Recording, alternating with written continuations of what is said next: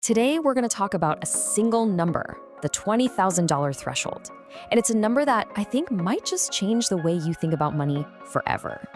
So let me just ask you a question right off the bat. What do you think is the single most important financial milestone that anyone could ever reach?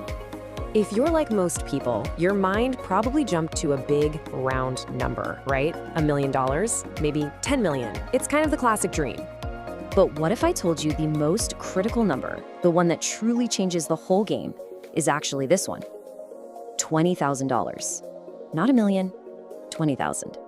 And look, this isn't about being rich, not even close. This number is so important because it fundamentally changes your psychology.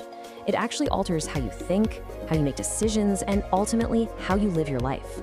To really get why, we need to talk about this idea of escaping financial gravity. And it really boils down to why just getting off the ground is by far the hardest part of the entire journey. You know, in physics, there's this concept called escape velocity.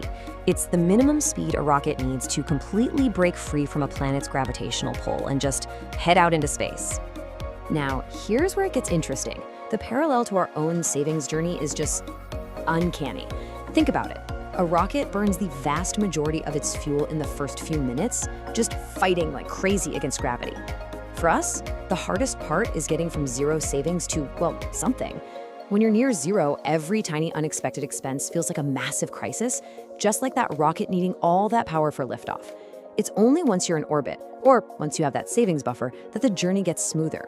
That's when long-term thinking even becomes a possibility. That constant pull, that feeling of crisis, the inability to think past next week, that is financial gravity. And it holds you down with this incredible force. So what happens when you finally break free? Well, you gain the freedom of choice. Let's dig into how a real financial buffer completely rewrites the rules of how you make decisions.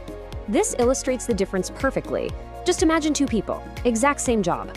A bad situation comes up, let's say an unfair demand from a boss. The person with zero savings, they have no real choice. They have to say yes because they're operating in pure survival mode. But the person with a $20,000 cushion, they have options. They can pause, they can think, and most importantly, they have the freedom to say no. They get to act from a position of stability, not desperation. And that's the whole point, isn't it? This isn't just about money. It's about buying back your own freedom, one decision at a time. Okay, let's talk about the mental shift because this part is huge. There's actual research that shows constant financial stress literally reduces your cognitive ability. Your brain is so overloaded with worry that you're just more likely to make bad, short-sighted decisions. But once you have that financial cushion, it's like your mind clears, the noise just quiets down.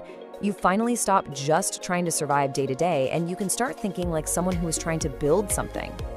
And it's that mental clarity that unlocks the real power of compounding. This is the point where your money finally starts working for you instead of you always working for it. Compounding is a fascinating force, but it needs a solid base to really work its magic. I mean, look at this. A really great 10% return on $1,000 is $800. I mean, it's helpful, maybe, but it's not going to change your life. But that same 10% return on $20,000, now that's $2,000. So $2,000 is a meaningful amount of money. That can cover a real expense, it can pay for a vacation, or it can just accelerate your progress even faster. This is the point where growth becomes this powerful tailwind pushing you forward. All right, so once you hit that milestone, it is so critical to treat it the right way. Let's talk about building your foundation and the smart way to use that first $20,000. Because here's the biggest, and I mean the absolute most common mistake people make. They work incredibly hard to save that money, and then they spend it on something that feels like a reward, you know, a car, a big trip, and just like that, poof, they're right back at zero.